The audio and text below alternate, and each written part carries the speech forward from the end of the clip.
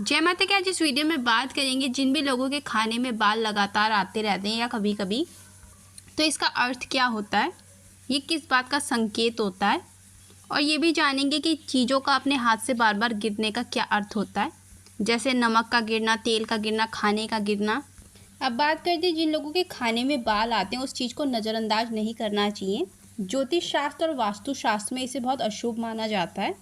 खाने में बाल आने का अर्थ ये होता है कि आपके घर में पितृ दोष है और आपके पितृ आपसे नाराज़ हैं किसी बात पे। खाने में बाल अगर कई कई महीनों में या कई कई साल में आ रहा है तो ये आम बात मानी जाती है। इसका अर्थ ये होता है कि जो खाना बना रहा है वो अपने बालों को सही से बांध नहीं रहा है, और या जहाँ आप खाना खाते हो वहाँ पर आप लोग कंघी करते हो, इस वजह से बाल उड़कर आपके खाने में आ जाते हैं। तो ये कोई अपशगुन नहीं है, ये एक आम बात होती है। पर अगर कुछ कुछ समय में ही आपके खाने में बाल आ जाते हैं, और ख़ासकर पितृ पक्ष में अगर ये चीज़ ज़्यादा ही होती है, तो ये इसका संबंध पितृ दोष से समझा जाता है और पितरों की नाराज़गी से। अगर आपके खाने में अचानक बाल आ रहे हैं तो इसका अर्थ ये भी माना जाता है कि जो स्त्री आपके घर में खाना बना रही हैं वो मानसिक रूप से किसी तनाव से ग्रसित हैं, और आपको उनके तनाव को ख़त्म करना चाहिए, उनकी मदद करनी चाहिए और कुछ ऐसा करना चाहिए कि उनकी टेंशन ख़त्म हो जाए। खाने में बाल आना पितृ दोष से तो इसका संबंध जोड़ा ही जाता है। इसके अलावा आप इसका बचाव ऐसे कर सकते हो कि रसोई घर में आप सुबह और शाम गंगा जल छिड़कना चाहिए आपको। तो जो भी आपके घर में नेगेटिविटी है वो ख़त्म हो जाएगी, रसोई घर की भी। और अपनी रसोई घर में माता अन्नपूर्णा की फ़ोटो रखनी चाहिए, पर ये फ़ोटो सिर्फ उन लोगों को रखनी चाहिए जो प्याज लहसुन नहीं खाते हैं अपनी रसोई में या बाहर। अगर आपकी रसोई घर में प्याज लहसुन के तड़के लगते हैं तो फिर ये गलत माना जाता है, और या नॉनवेज बनता है तो भी आपको अन्नपूर्णा माता की तस्वीर अपनी रसोई में नहीं लगानी चाहिए। जो लोग सात्विक भोजन बनाते हैं बस वही लगाएं, उनके लिए ही सही है। वास्तु के अनुसार ऐसा माना जाता है कि अगर आपके खाने में लगातार बाल आ रहे हैं तो अपनी रसोई घर में आपको एक फिटकरी का टुकड़ा हमेशा रखना चाहिए और उसे चेंज करते रहना चाहिए। अगर खाने में बाल निकल जाए तो उस खाने को दोबारा खाना नहीं चाहिए, बाल निकाल कर भी नहीं।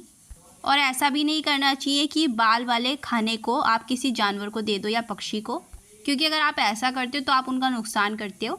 अगर वो लोग इस खाने को खाते हैं तो उनके गले में वो बाल फंस जाते हैं। अगर वो आपका खाना झूठा है तो आपको एक गड्ढा करना चाहिए और उसमें उस खाने को दबा देना चाहिए बाल निकाल कर।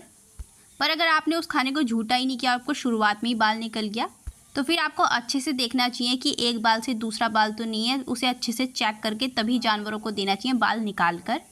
खाने में बाल निकलना स्वास्थ्य संबंधी समस्याओं का भी संकेत माना जाता है और धन हानि का भी, और जीवन में आगे जाके आपके साथ कुछ बुरी घटना घटित होने वाली है, इस बात का भी संकेत होता है ये। अब बात करते हैं पितृदोष के लक्षण क्या होते हैं। अगर आपके जीवन में ऐसा हो रहा है तो इसका मतलब आपको पितृदोष है। सबसे पहला लक्षण तो ये होता है कि आपके खाने में लगातार बाल निकलते हैं। आपके घर में किसी ना किसी को स्वास्थ्य संबंधित समस्याएं रहती हैं। चाहे आप मेहनत करते हो पर आप उतना धन नहीं कमा पाते जितना आप चाहते हो।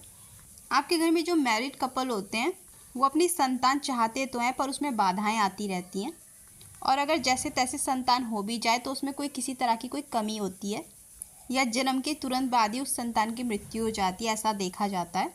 अगर आप कहीं नौकरी कर रहे हो या आपका व्यवसाय है तो उसमें नुकसान होते रहते हैं आर्थिक। परिवार के सदस्य एक दूसरे से आपस में झगड़ते ही रहते हैं। किसी भी बात में एक दूसरे के विचार आपस में नहीं मिलते हैं। विवाह योग्य लड़का या लड़की की शादी में देरी होती है, और या जैसे तैसे शादी हो जाती है तो तलाक हो जाते हैं, और शादी के बाद झगड़े रहते हैं। जिन लोगों की जन्म कुंडली में पितृदोष होता है ऐसे लोगों को अपनों से ही धोखे मिलते हैं।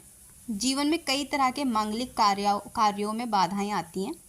किसी किसी के जीवन में ये भी देखा जाता है कि उनके घर में प्रेत बाधा का असर भी रहता है। किसी प्रकार की नकारात्मकता उनके घर में हमेशा रहती है। ऐसे लोग हमेशा तनाव में रहते हैं। अब बात करते हैं किन कारणों की वजह से होता है पितृदोष। पहला कारण ये माना जाता है कि जिन लोगों ने अपने पूर्वजों का अंतिम संस्कार सही ढंग से नहीं किया होता है, उनकी कोई क्रिया या श्राद्ध सही तरह से जो नहीं करते हैं, उन लोगों के घर में पितृदोष हो जाता है। जो पूर्वज हमारे बीच नहीं होते हैं उनका अपमान करना, और या जब वो जिंदा थे तब उनका अपमान करना, उनको अच्छी ज़िंदगी ना देना, सही से खाना ना देना, ऐसा करते करते अगर वो रोते रोते इस दुनिया से चले जाते हैं तो ऐसे लोगों को पितृदोष हो जाता है। और ऐसा भी माना जाता है जिस भी धर्म से आप लोग बिलोंग करते हो, अगर आप उसे सही तरह से फॉलो नहीं करते हो, अपने धर्म के विरुद्ध काम करते हो, ऐसे लोगों को भी पितृदोष हो जाता है। अन्य कारण ये भी माना जाता है जो लोग हरे भरे पेड़ कटवा देते हैं या खुद काट देते हैं, जैसे पीपल, नीम, बरगद, तो ऐसे लोगों को भी पितृदोष हो जाता है। जो लोग किसी नाग की या सांप की हत्या कर देते हैं या किसी से करवा देते हैं, साथ दे देते हैं उस इंसान का, या आपकी आंखों के सामने कोई नाग को मार रहा हो या सांप को मार रहा हो और आपने उसे बचाने का प्रयास ना किया हो, तो ऐसे लोगों को भी पितृदोष हो जाता है। पितृदोष के लक्षण इससे भी माने जाते हैं, जिन लोगों की छतों पर अचानक से पीपल खुद ही उगने लग जाते हैं या घर की दीवारों में अचानक से निकलने लगते हैं बाहर को, तो ये संकेत होता है कि आपके घर में पितृदोष है और उसका निवारण आपको करना चाहिए। अब बात करते हैं कि पितृदोष के उपाय क्या है, उसे कैसे ख़त्म किया जा सकता है। किसी भी अमावस्या तिथि पर सुबह और शाम अपने घर में कपूर जलाएं। ऐसा करने से पितृदोष से मुक्ति मिलती है। अगर कहीं भागवत चल रही हो तो ऐसी जगह पर आपको अपने पितरों के नाम से कुछ ना कुछ दान करना चाहिए। उससे आपको आपके पितरों को मुक्ति भी मिलती है और आपका पितृदोष भी ख़त्म हो जाता है। और भागवत के बाद जो भंडारा होता है उसमें भी अगर आप अपने पितरों के नाम से कुछ योगदान करते हो तो उससे भी आपके पितरों को मुक्ति मिलती है। और अगर आपके आसपास भागवत कहीं नहीं होती है तो आप किसी पीपल के नीचे भी अपने पितरों के नाम से अमावस्या पर कुछ ना कुछ सामान रख के आ सकते हो। वो जिसको ज़रूरत होगी वो अपना आप उठा कर ले जाएगा, उससे भी पितृदोष से मुक्ति मिलती है। अपने घर में जो भी आपके पितर हैं उनकी फ़ोटो हमेशा दक्षिण दिशा में लगानी चाहिए और बिल्कुल सामने नहीं लगानी चाहिए कि सबकी नज़रें उन पर पड़ें। अगर आप बिल्कुल सामने अपने पितरों की फ़ोटो लगाते हैं तो उससे घर में नेगेटिविटी आती है। जब भी पितृपक्ष आता है तो पितृपक्ष के दौरान हर दिन आपको दोपहर के समय जल में काले तिल और थोड़ा मीठा डालकर दक्षिण दिशा की तरफ मुँह करके अपने पितरों को जल अर्पित करना चाहिए। ये काम घर के लड़के या पुरुष करें तो अच्छा रहता है, पर अगर जिन घरों में पुरुषों का दिमाग इन चीज़ों में नहीं है तो फिर स्त्रियां कर सकती हैं। पर कोशिश करनी चाहिए ये काम घर की बेटियां ना करें, जो बहुएं हैं वो कर सकती हैं। ऐसा करने से भी पितृदोष पूरी तरह से ख़त्म हो जाता है। अगर आपकी जन्म कुंडली में या आपके घर में पितृदोष है तो ऐसे लोगों को किसी गरीब कन्या की शादी करानी चाहिए। और अगर आप शादी नहीं करा सकते हो तो थोड़े बहुत पैसों से उनकी मदद करनी चाहिए और या उस लड़की की शादी में थोड़ा बहुत मदद करनी चाहिए। ऐसा करने से पितृदोष खत्म होता है। अब बात करते हैं जिन लोगों के हाथ से खाना बार बार गिरता है तो इसका अर्थ क्या होता है।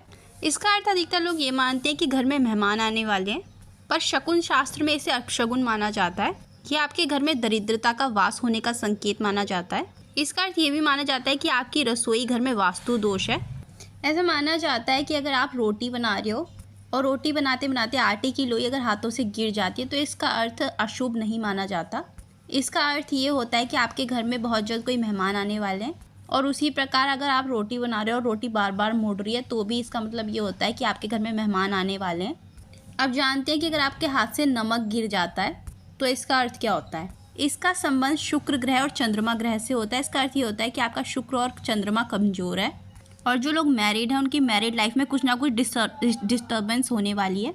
तो आपको कोशिश करनी चाहिए कि जल्दी से आपके हाथ से नमक ना गिरे, क्योंकि ये अशुभ माना जाता है। अब बात करते हैं जिस तेल से आप खाना बनाते हो, अगर वो तेल आपके हाथ से बिखर गया है तो इसका अर्थ क्या होता है। अगर आपके हाथ से कुकिंग ऑयल गिर रहा है, सरसों का तेल या कोई भी ऑयल, इसका मतलब होता है आपके जीवन में कोई बड़ी समस्याएं आने वाली हैं और आप किसी के एहसान तले दबने वाले हो। हाथों से दूध का गिरना या आपका दूध उबलने रखा है और तब गिर गया, इसका अर्थ ये माना जाता है कि आप पे आर्थिक संकट आने वाले, यानी कि पैसों की समस्या थोड़ी बढ़ सकती है।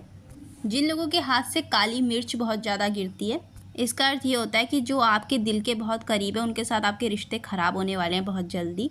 अगर आपके हाथ से कोई अनाज गिर रहा है, जैसे गेहूँ, चावल या कोई दाल बिखर जाती है, तो ये आर्थिक तंगी का संकेत है। तो ये थे कुछ उपाय। अगर आपको वीडियो पसंद आई तो लाइक, शेयर और सब्सक्राइब ज़रूर करें। Thank you.